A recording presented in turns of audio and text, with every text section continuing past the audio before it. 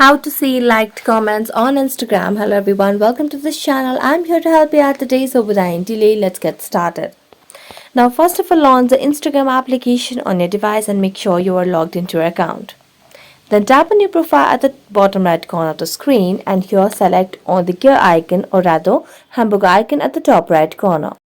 Now scroll down and tap on the option of your activity. And under your activity, scroll down and here you can see the option of download your information, so select on that. As you tap on download the information, here you can just tap on download or transfer information, select on your profile, tap on next.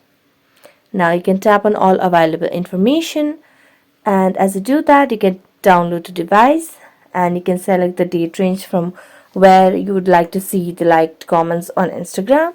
So you can select over here, I'm going to select from last month and then tap on save. Now just tap on create files and it will start creating a file and download it to your device. So that's it. Thank you so much for watching this video. See you next time.